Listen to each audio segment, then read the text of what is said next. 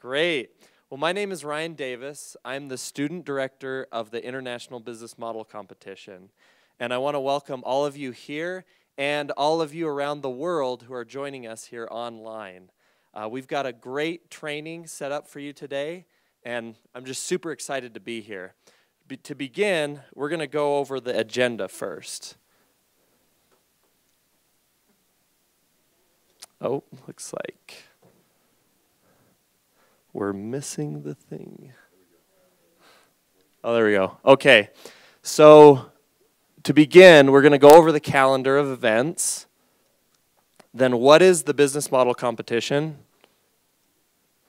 Then Paul Ahlstrom's going to talk about Technium. Niall Hatch is going to go over Ideation. Scott Peterson is going to talk about how to get started. And then we're going to go over some resources. So to begin with the calendar, our first training workshop's today, October 15th, and then we have 3 more. On November 5th, December 3rd, and then January 14th, we're going to go over how you make your submissions. So let's get into the meat of this. What is the business model competition? So Steve Blank, famous entrepreneur, he is the author of 4 Steps to the Epiphany and pretty much the founder of the lean startup movement. He said, no business plan survives first contact with a customer. So what does that mean? Let me present 2 scenarios. First, we have a company, an established corporation. This company has supply chains, they have processes, they have customer segments that they've already developed. And when they develop a product, they already know the model of which they're going to deploy that. But then you have another scenario, a startup company. And that startup does not know who their customer is. They don't know who their market is. They don't even have a supply chain or know what they're going to do with marketing this product or what their product really is. And so for them, a business plan isn't going to work. So the question is why?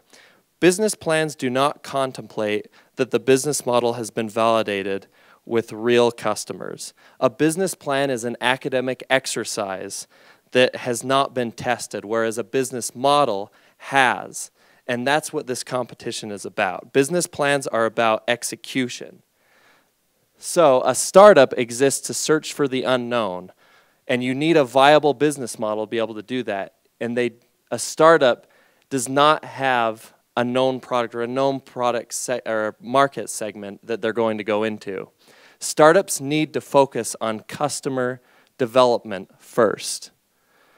So this is a little graphic.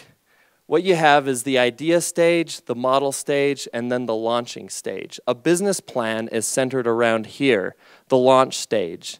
If you create a business plan without having a business model and jump, your business plan is going to fail. That's why Steve Blank said no business plan survives first contact with a customer. If you don't know who your customer is, if you don't have your model developed, you're not going to survive in the marketplace. So that's where the business model competition comes in. A business model describes how your company creates, delivers, and captures value. A business plan is static. It's something that's sitting there on your table that you bring to an investor. But a business model is dynamic. It changes. If you have a software company, for instance, and you think you know who your customer is, and you go out and you test it, and you start interviewing customers, and they say that they don't like your product, you go back and you change your model. That's why it's dynamic. A business plan does not change like that. The facts are out in the real world with real customers, not in your office building. I think of a business plan as being something that a bunch of very smart people go into behind closed doors, and voila, they come out with a business plan. But a business model is something that you achieve and you get by talking to real people outside of your company. A business model comes first, then a business plan. So to reiterate, this is not a business plan competition. So the business model competition was founded 4 years ago by Dr. Nathan Furr here at BYU.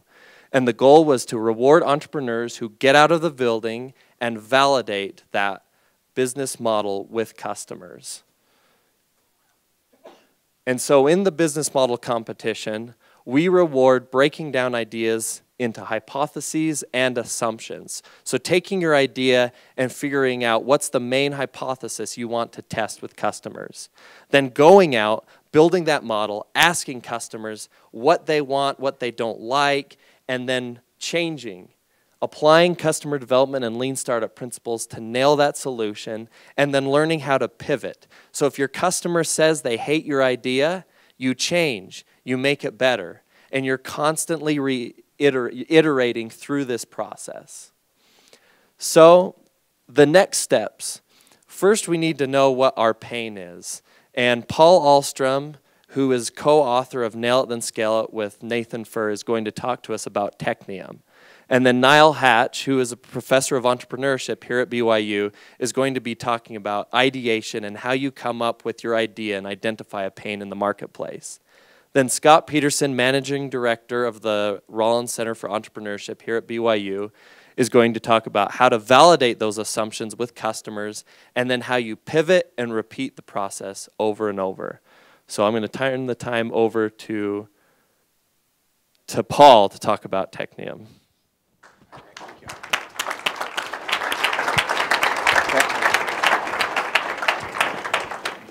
All right, are you going to advance the slides for me? Oh, there we go, thank you. Well, it's awesome to be here. I couldn't be happier to be with you here today. The co-author, Nathan Furr, who is the brains behind Nail It and Scale It, and we wrote the book a few years ago. When he came up with this idea, I just thought it was genius. And so we've been thinking about how to take this to the next level, the business model competition. I've been tracking the progress of the entrepreneurs. We've invested into entrepreneurs that have come out of the program, and we have this crazy idea that we want to share with you today called Technium. And this was a result of several people coming together talking about this huge problem that we see. Those are not my slides, so I don't know what happened. Could you turn my slides up?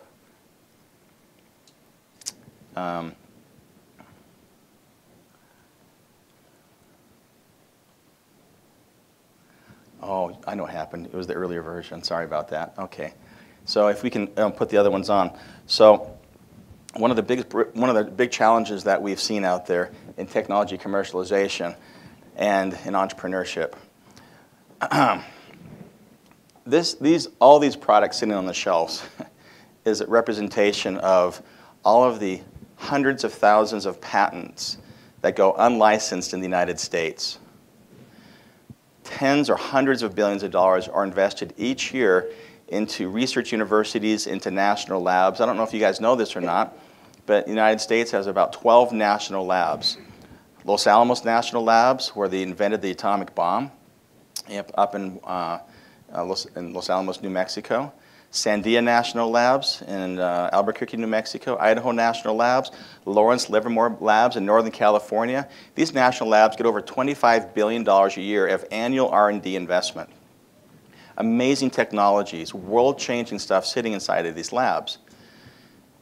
Less than 98% of licensable less than 2% of the licensable technology in these labs ever see the light of day. Universities have similar challenges. 70, 80% of university intellectual property plus goes unlicensed. And as we thought of this opportunity, the problem that they've had has been a technology push model. The scientists build it not knowing if anybody ever wants to license this or not. I could care less, actually. And so I physically moved to New Mexico a few years ago, probably exactly 10 years ago, 2003, with my family to try to figure out how could I commercialize technologies out of the $5 billion of R&D that happens each year in New Mexico. And as we studied this problem, Brian Cummings and myself and Nathan Furr and others came up with this idea. Could we flip the technology commercialization model, and rather than do technology push, could we do market pull? That's where you come in, market pull.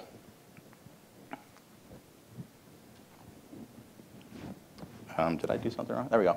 So, Technium.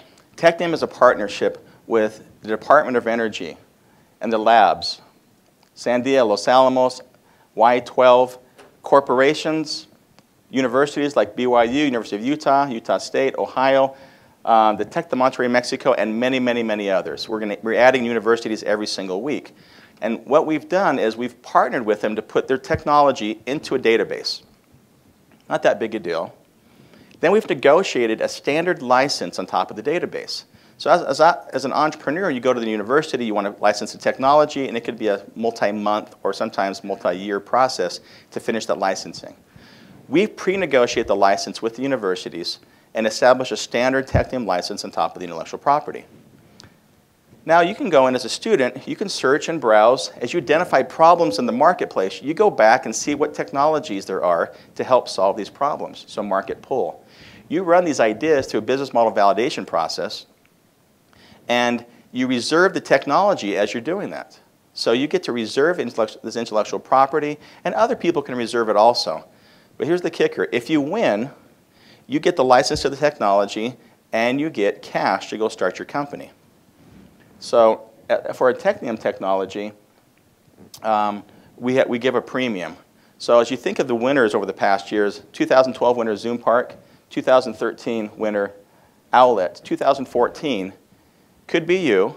And if you license a Technium technology, you get a $10,000 cash bonus, plus if it's a technology that comes out of, say, Lawrence Livermore Labs, they give you $50,000 in lab credits on top of that. Plus, you get the awards that are coming from the business model competition. And they're about 100,000. About 100,000. They'll give you the details in a second. So you could have up to $150,000, $60,000, $70,000 if you win. Now, why would you pick a technology that comes out of university or a lab? Here's some of the stats. On the failure rate, it has a 35% versus a 90% failure rate for technology coming out of a national lab or university.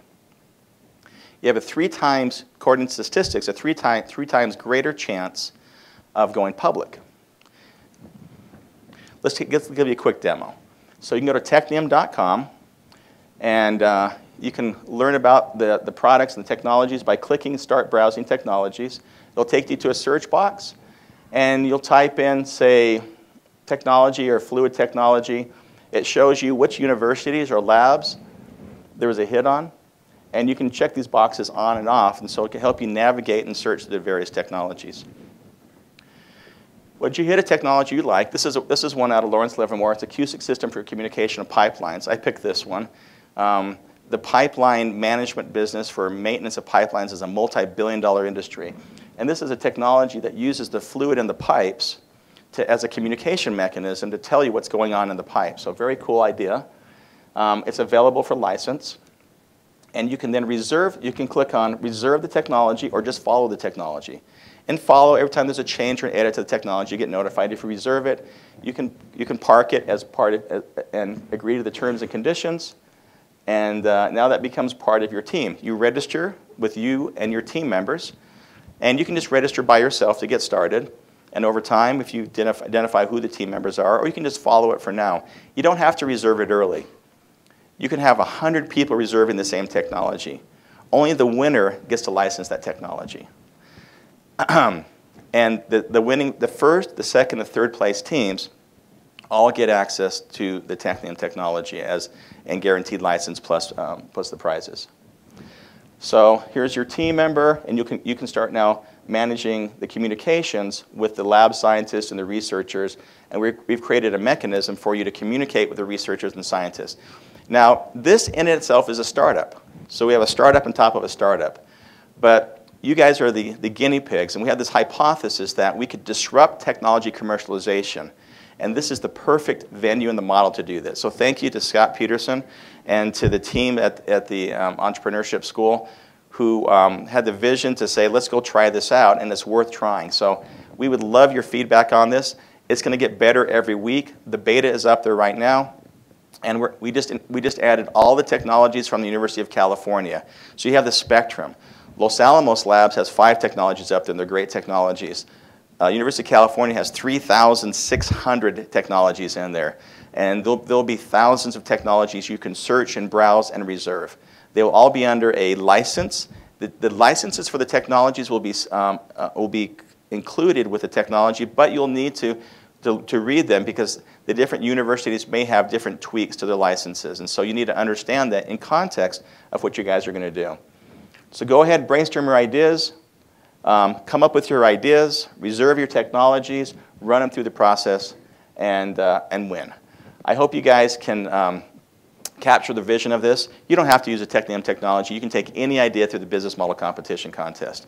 But this is kind of an additional bonus. Many people have come to me and said, well, I've got this idea, and, but it's not really well formed. This might help you generate new ideas, search on ideas, and nobody else, this is a pilot that's available only to the International Business Model Competition. That's it. Nobody else has access to this. Nobody else can go through and run through this process. You have to be part of the International Business Model Competition, which means you have to be a student in a participating university to participate in this pilot. The Department of Energy is looking at this with great interest and very interested in how this works. If we pull this off successfully, this could be a model for how we disrupt and change tech commercialization around the world. So get out of the building, get out there, get at it. Thanks.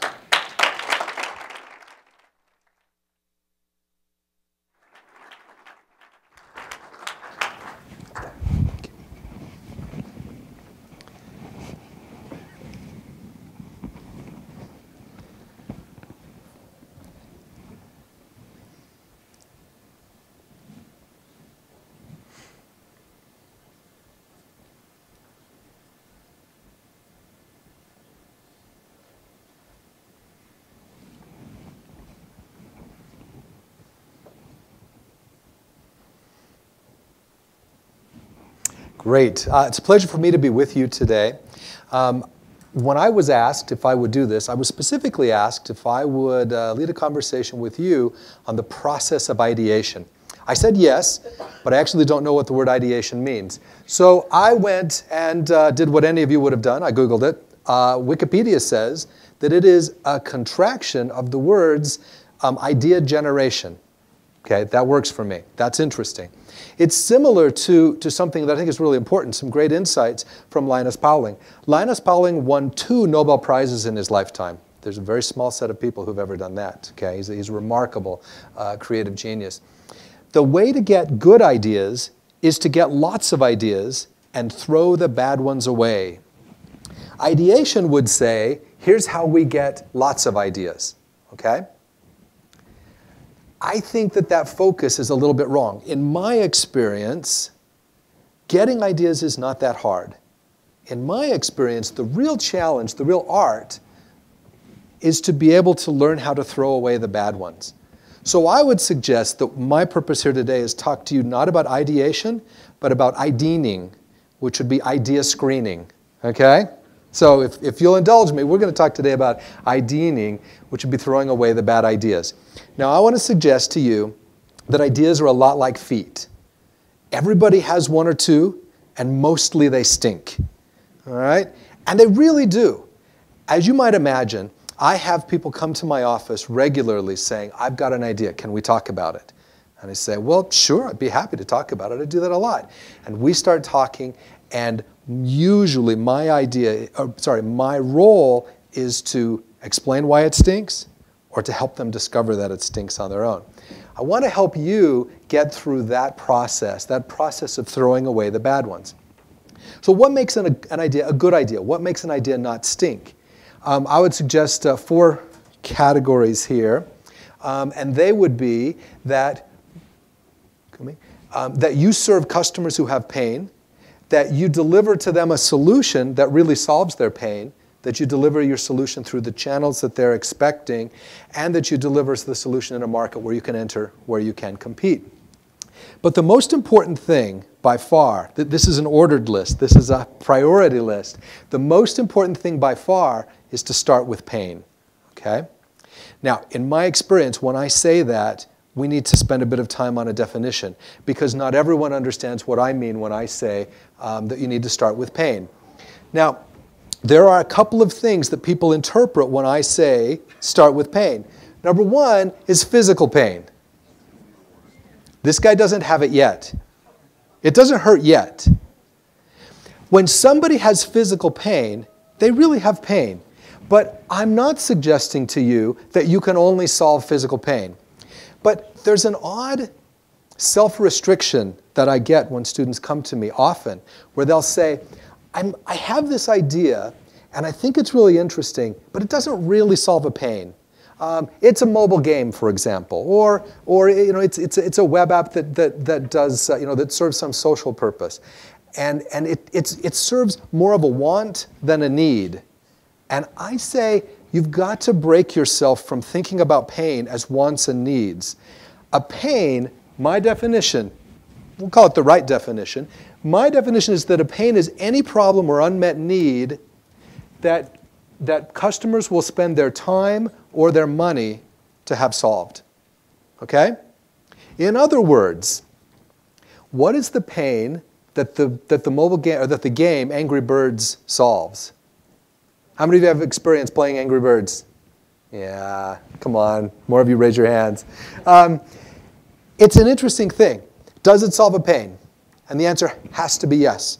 People spend time and money engaged in Angry Birds.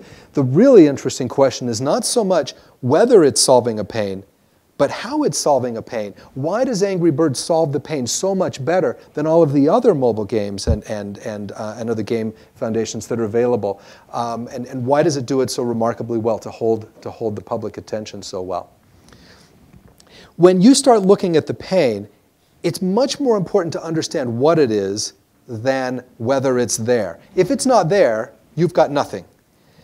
But understanding that there's something there and understanding what is there is really important. So you need to understand, for example, what is the problem that needs to be solved? People don't buy things, people buy solutions to things. What is the solution to? What is the problem that people need to have solved? What are the current solutions in the marketplace? And what are the workarounds that people are using to overcome the residual pain? So current solutions in the marketplace leave pain. They don't fully solve the pain.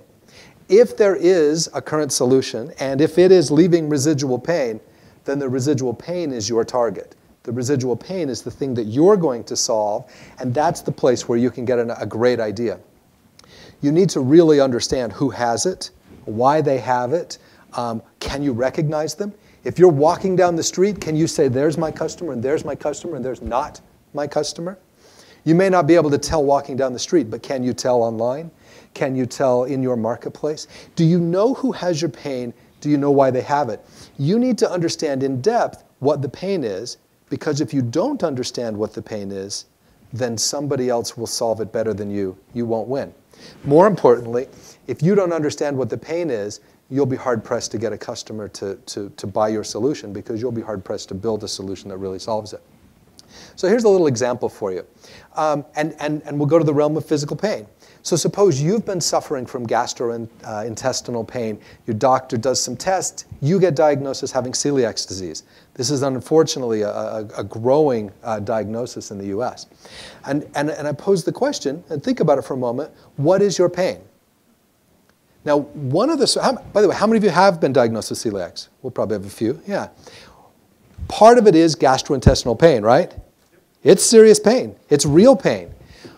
But there's more to it than that, because with that diagnosis comes a life change. You get told you need to avoid all wheat and all gluten, so more generally than wheat, avoid all gluten. What does that mean? If you were told, those of you who haven't had this experience, if you were told avoid all gluten for the rest of your life, what would you face? You face the problem of finding out what has gluten. You face the problem of shopping, learning how to read labels. There's a time-consuming pain. Gluten-free goods are more expensive. There's that going on. Have any of you gone to lunch or dinner with someone who has celiac disease? Do you know how awkward that is? They're saying, I can't eat any of that stuff, and you've been all well-trained by your parents. You say, oh, I can't eat these things in front of you. The gluten-free person is saying, please just eat these things. Oh, but really, don't you want some? No, it will hurt. But really, you have to have some. No, I have to not have some. It actually becomes difficult to go out in social settings where food plays such a role, at least in the US in social settings, and to be able to say, I can't eat that, and have that focus turned to you. You become a kind of social outcast, or there's this social difficulty you face. I speak to this because I'm gluten-free, not because of celiacs, but because of other issues. And another thing that you face, another source of pain in this case, is this sense, a sense of identity. Am I broken? Right? Look how I'm different than others. Look at the way that my life has to go. Look at the changes that I have to make. Am I broken? Is my identity compromised because of this? I have to worry about what ingredients are in the things that I eat. I have to worry about what are the quality and the sources of those ingredients. All of these things are pains that people have beyond the obvious. You could look at the numbers and say, wow, celiac disease is rising and it causes pain. And it's true. But until you get into the shoes of someone who has it, you don't really understand the pain that they're facing, and you're likely to miss. If we could, as a group, solve celiac disease today, we would win, right? That would be a fabulous thing. We would make the world a better place, and it would be a profitable thing to do. The reality is we probably won't solve celiac disease today, and we probably do have an opportunity to solve the myriad other pains that people have as they suffer with this disease. So, if the key is pain, then the real question is, from an ideation or ideating perspective, is how do you find it? And I want to urge you, this is really important, you don't start by asking.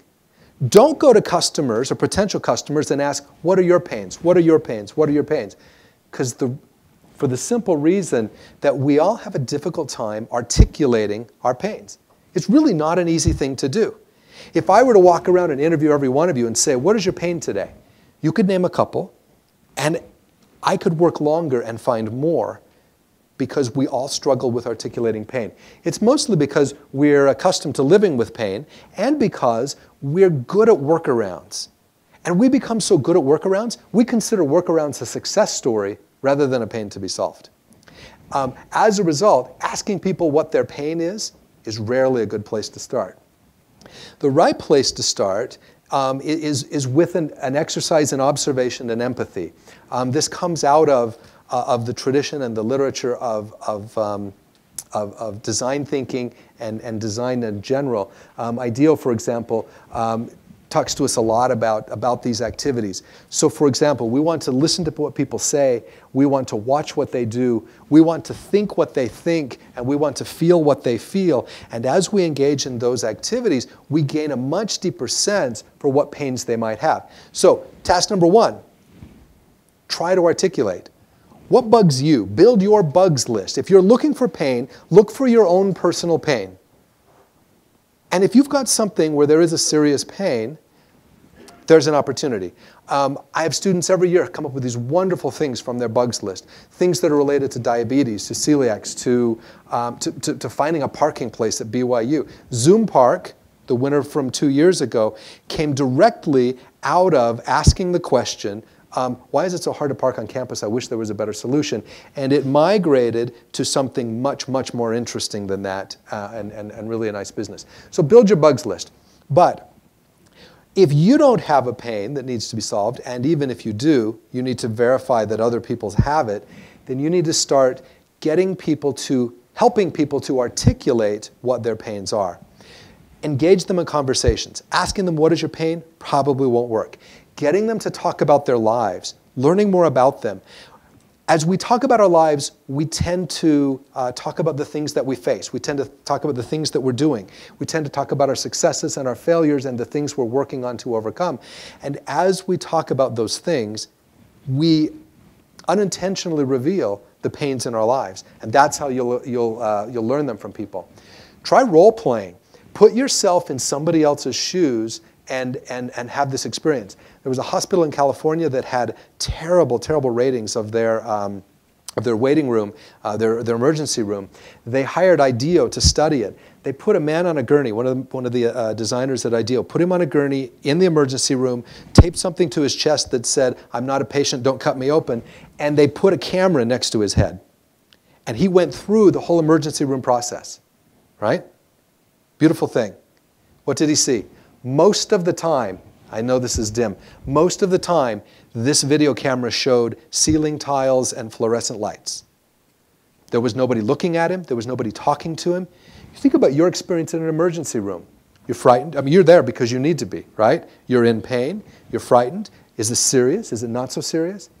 That insight alone led that hospital to hire one person per shift who would walk around from patient to patient saying, here's why you're at this station. Here's the test that they're running for you. The doctors will be back to talk to you. They're going to make this decision for you. Here's what's coming next. All they had to do is explain, here's why you're looking at the ceiling tiles you're looking at, and their ratings went up enormously. Quality of care was completely unaffected, but the patient's perception of care rose dramatically and made them one of the top hospitals in the area. The point is that it's the perception of people's pain that really, really matters and that you have to get to, and role-playing can help you get there. Job shadowing is another.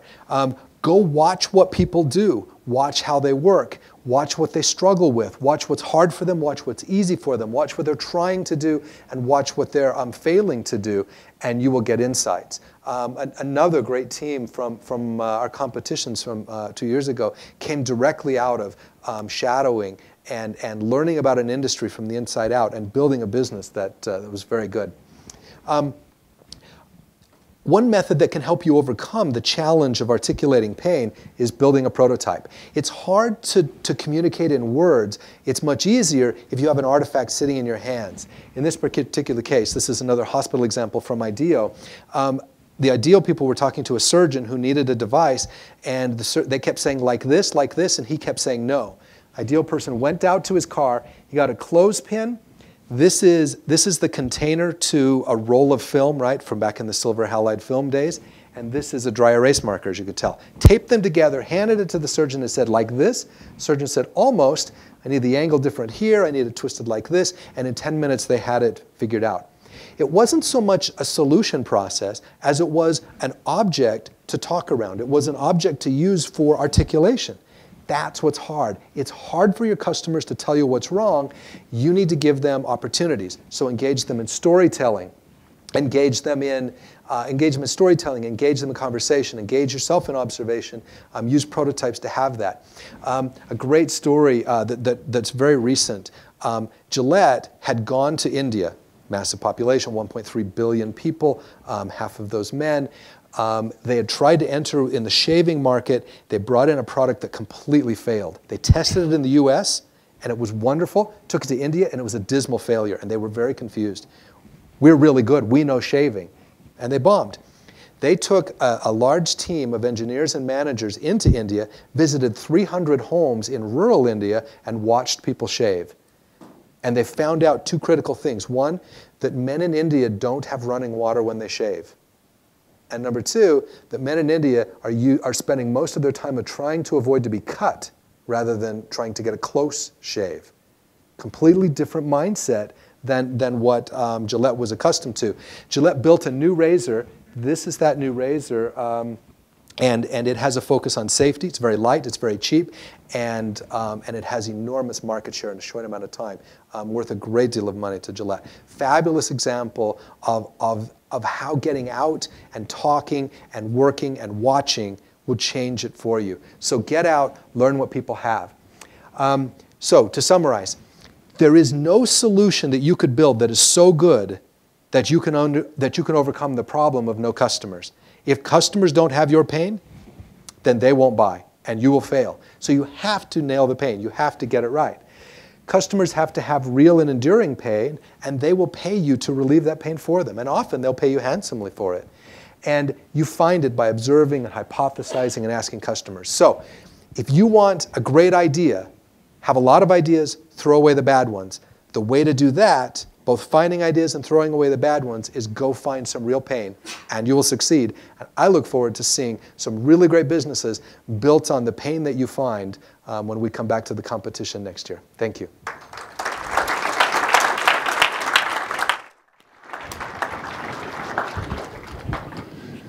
Good evening. It's a pleasure to be with all of you today. While the slides are coming up, I thought I would just visit with you for a few minutes about some of the things that you've already heard, just put it in a different package. I want to thank Paul for bringing Technium to the business model competition, because I think, as you'll see, it's going to be a huge addition.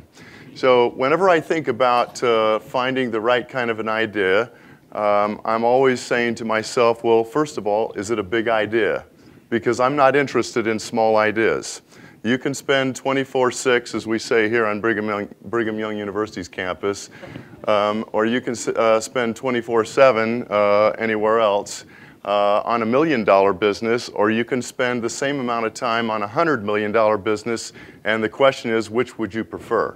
Because it's the same amount of time, and so it's important to be patient to find a really good idea around which to execute before you're going through the whole process of trying to build a business.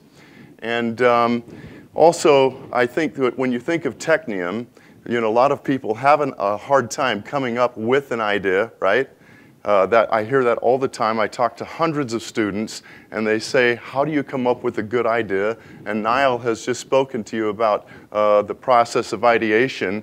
And Paul's helped us solve that problem, because we have dozens, and it will be actually dozens and dozens of ideas that have been patented, that have been thought through well by smart people.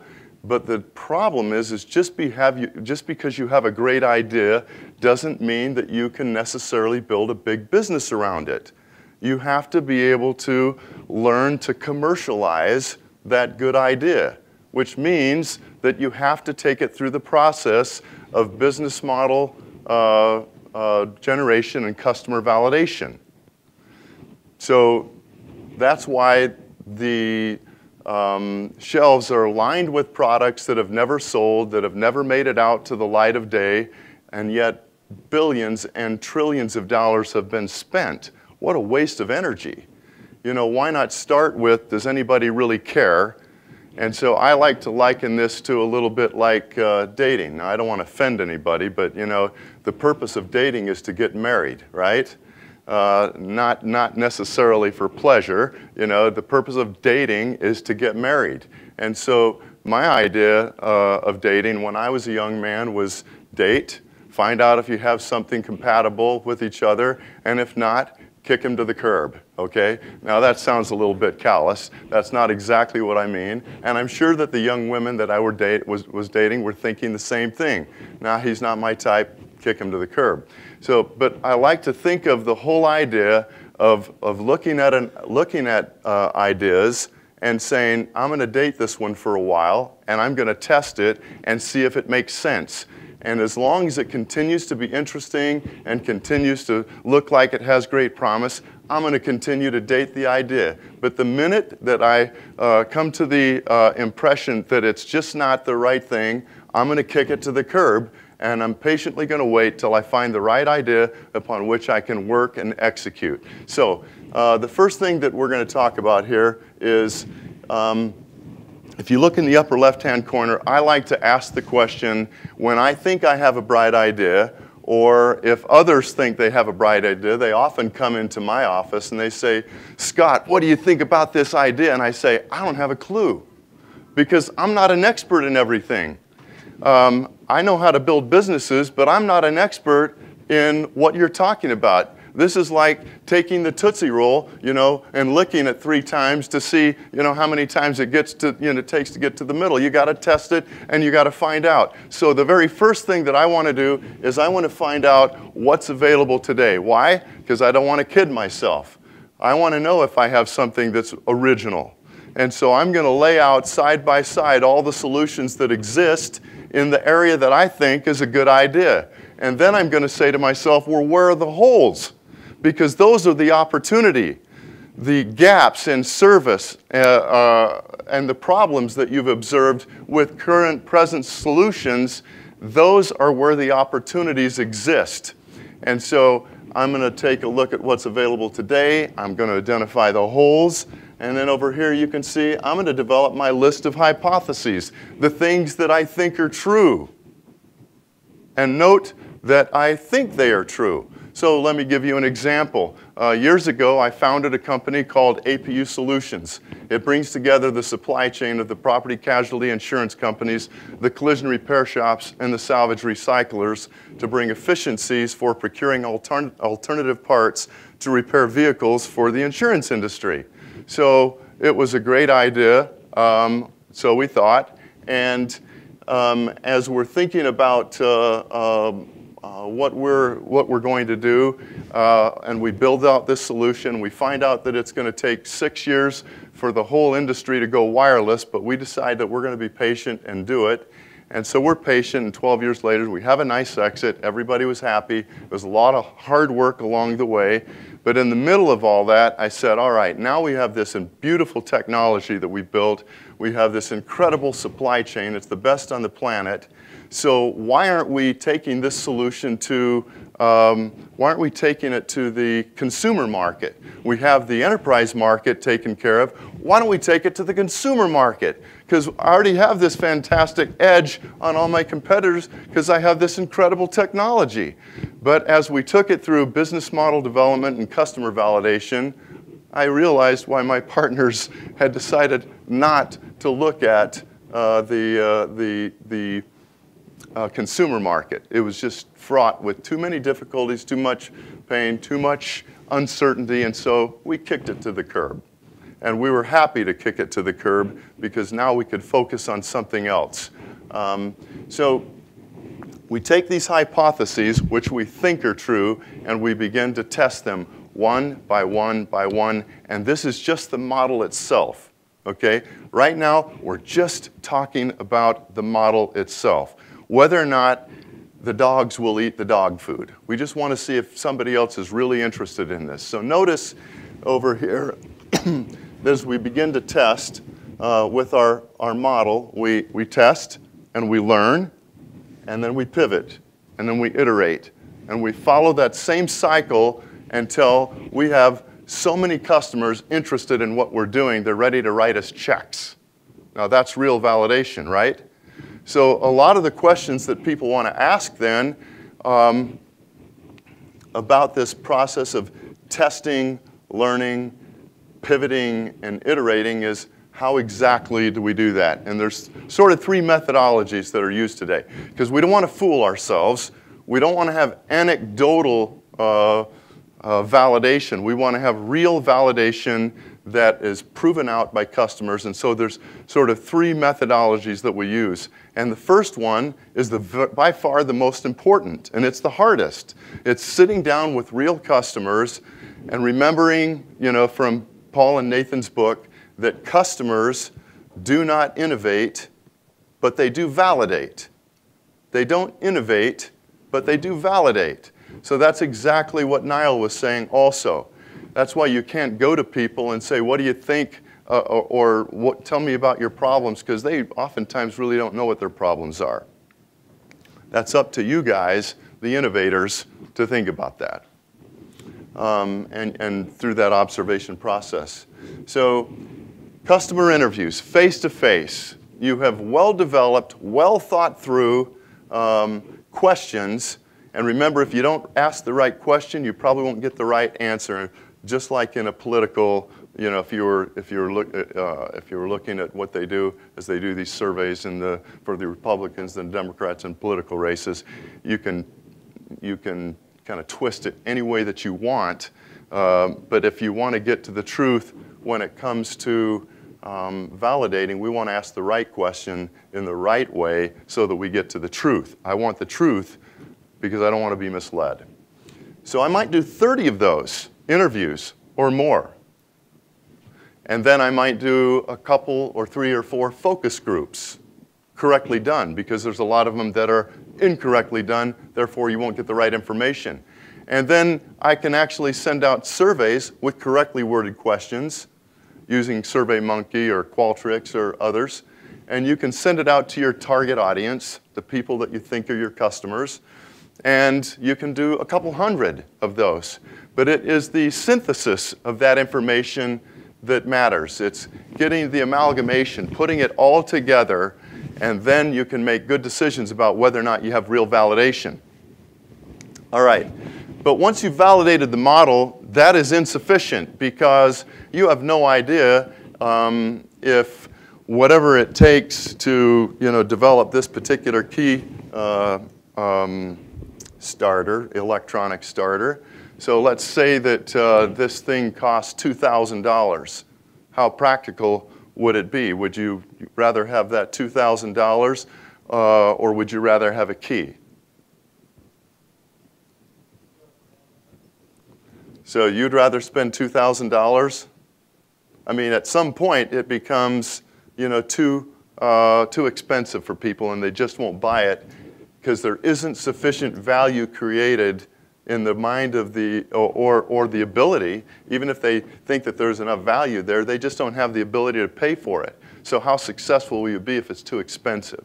So you're also going to test out your pricing and your revenue streams. Pricing, because you got to know your distribution channel. You may have to sell through wholesalers who then sell through distributors before you ever get into stores. And then, do you have enough money from manufacturing all the way to the end of the supply chain to make it a profitable and interesting venture for everybody concerned? Okay?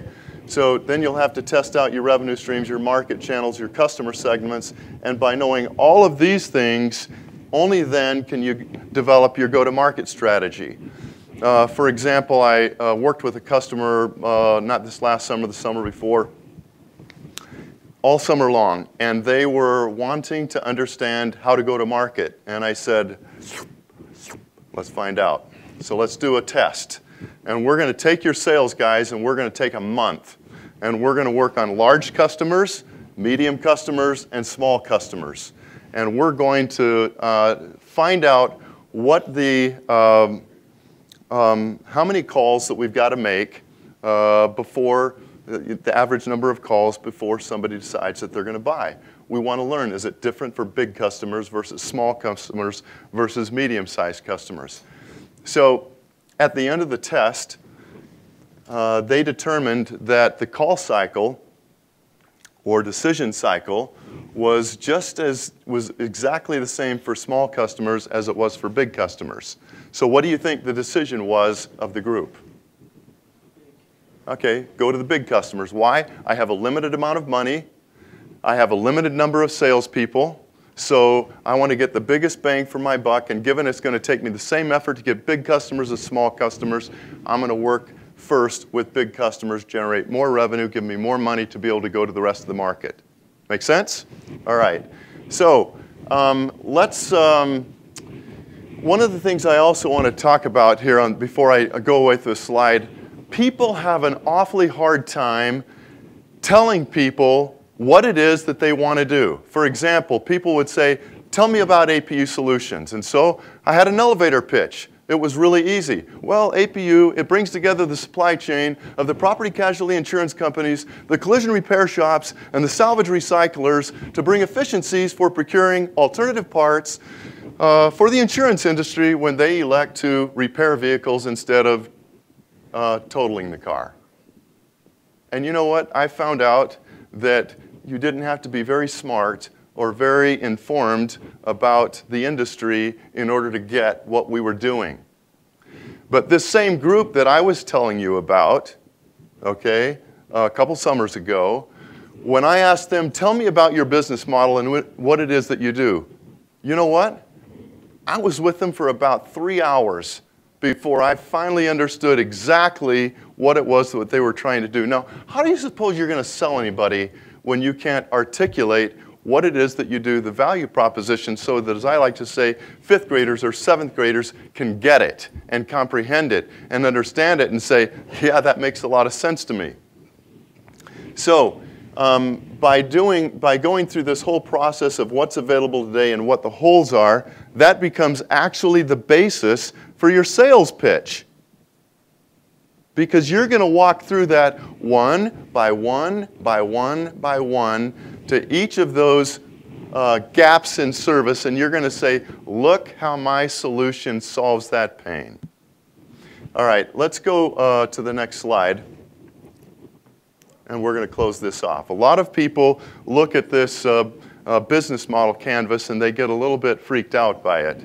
but it's really very, very simple, and we've talked about most of it just on the last slide. But this slide will be available for you to take a look at. It'll be a little bit easier for you to follow. So look at it as we say, well, who are our key partners? And why does that matter? So we say, well, manufacturers, suppliers, distributors, channel partners, strategic partners, outsourcing. It allows us to really think through how our product goes to market and who we're involved with in that process. And that's part of defining who the key partners are. And what are the key activities? Do we have to design something? Are we building some software? You know, what is the architecture going to look like? Do we even know what platform we're going to build it on and why? And you can go through the rest of those of supply chain management, platforms, problem solving, you know, sales.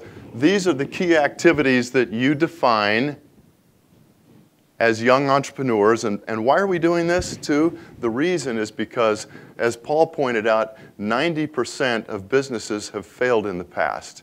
And why is it that they failed? Is it because they didn't have enough money? And the answer is no. They failed because they didn't have enough know-how. And so the way to get the know-how is to be able to have mentors and to be able to take it through a formal process that you can understand, that you can comprehend. It's not some, you know, 26-step MIT, Harvard, whatever you want to name it, you know, complicated, convoluted methodology. It's really easy. We form an idea. You know, we test it and validate it. We go through business model development. We go through the launch, and there's a particular number of things you do during the launch, and then we scale it once we have nailed the pain and done the early launch. Well, we can go through the rest of these, and I'm not going to take the time to go through each one of them today because you have the slide, you're going to have it, and you'll be able to refer back to it. But you need to use this inside of your presentation. Guys, if you can't communicate your ideas, if you can't communicate how you've been able to create value, how you've validated what you've done, if you can't do that, you won't succeed in this competition. This is why we talk about sequencing, okay? You don't start with the idea over here and end with this finished product over here and forget everything in between. It's about building blocks. Okay? And you can't take anything out of order, because if you take anything out of order, guess what? People have questions. And once they have questions, they stop listening to you. Even if you said it, you don't get credit for it. Even if you validated it, you don't get credit for it. So you have to have a presentation that's worthy of all the work and energy that you're putting into this competition. Now, the outcome of this is, frankly, that you'll build a business. And you'll build a successful business. And we had a lot of them on campus last year because they followed this process. And we're not talking about small businesses. We're talking about businesses that have the potential to be tens and tens of millions in revenue. And that's going to make them very valuable companies and able to change the world and to do things that are important for themselves and others throughout the course of their lives. So I want you to take the opportunity to understand the business model canvas. And when you first go through the canvas, you're going to take all of your assumptions. Go back to the other slide. So we have all of these hypotheses right over here, right? And we have these hypotheses that we have set up for pricing and in our revenue streams and our market channels and so forth. Let's go back to the other slide now. And these are all located on this canvas. It's a way of mapping and helping to make sure that you didn't forget something important. But just because you could put it up there, just because you could think it is true, doesn't mean it's true. So you'll have to test every one of those. And when you see the successful ones that have gone through, what you find is that they had numerous iterative processes or canvases that they had gone through before they finally got with the one where they said, this is fully validated. Everything on this sheet of paper is validated. There's no guesswork. We have gone through it meticulously. And by the way, it doesn't take 2 hours to watch 60 minutes. This does not take a long time. This can be done in 2 months or 3 months. You don't have to take years to do this sort of thing. And so, hence, the business model competition, which you'll find, ending up somewhere in the middle of February, and then you'll move on to your venture competition, wherever it is on your campus, meaning that it's about traction, it's about sales, it's about customers, it's about proving. But then we have the International Business Model Final, which gave you all that time to further refine and further test, even though the competition here, at least on BYU's campus, was held in February.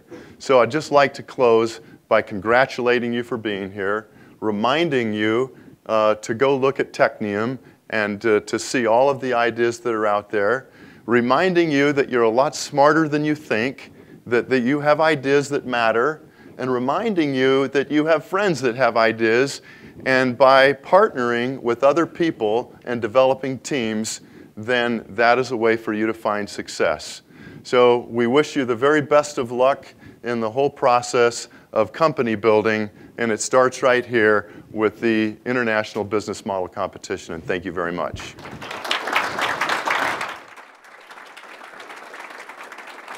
Thank you, Scott. All right, so we're nearing the end. So I just want to remind everybody, those here and also viewing online, that these slides are available on our website. Just go to resources and then videos and then training workshops. And we have the slides available, and also this presentation, this workshop was recorded so you can watch it again. Now, before I jump into these resources, I just kind of want to review where we have gone through this past hour. We started out, we learned about that the business model competition is not a business plan competition. Business plans are static. A business model competition is about talking to the customer. Remember that. And then we learned about ideas. You can either come up with your idea by looking to the marketplace, finding those pains, or you can go with Technium. Whether you do one or the other, you still have to validate it with customers. You have to get out, interview people, get your hands dirty, and find out what they really want. And then pivot and iterate over and over and over and over and over again. You may do it 10, 100, 1,000 times, but you do it until you have that model developed, and then you can execute, just like Scott said. For me, I was working on a technology. We started to validate it, and we figured out it just wasn't going to work. So we, as Scott so nicely put it, we kicked it to the curb and moved on to something else. And that's what you have to do. Kick it to the curb if it does not work. So now we're going to go over these resources. Our website, businessmodelcompetition.com, has a plethora of resources for you. It's a one-stop shop for all of your business model needs. You have videos under our resources tab, book summaries, workshops just like this one, best practices, judging criteria, rules, everything you need to know and see is on our website, businessmodelcompetition.com. And then just want to remind you, if it'll, I guess it's not going to, oh, there we go. Whoops. Okay. The business model canvas is your best friend. Now our next workshop, if you're a little confused, I don't know how to use this canvas, it seems pretty daunting, don't worry. Our next workshop, we're going to be going over how to use the canvas, how to form your customer segments, develop your revenue streams, key resources, key partners, all of this. We're going to be going over that in the next workshop. But this canvas is your best friend. Use it as you're developing your business model and as you're changing it. And then on our website, going over our videos, we have past winners in our video resource section. This is a great resource for all of you to see Owlet, who took first place, FiberFix took second, and see how they were able to create their presentations. I mean, you can see right here, Owlet is using the business model canvas right there and doing a great job at it. And then we have other video resources, videos by Steve Blank and other entrepreneurs about business modeling, ideation, tons of resources on our website. And then also, as I'll just remind you, our trainings are going to be on the website. Now, if you have other questions, you can send us an email on our website, or you can contact your competitions that's local or near to you. On our website, under the About page, we have a map of all of the competitions that are participating with the International Business Model Competition. If you have a question, you can just click on one of those tabs and it'll tell you who you need to get in contact to find out the answers to your questions. Now, reminding you, our next training is on November 5th, and it is also going to be an online stream. And I just want to close by saying, get outside this building and validate that business model. Now, for all of those who are joining us online, we're going to be stopping the feed, and then we're going to be starting the workshop portion right after that. There you go. Thank you. We good? Okay, so just kidding.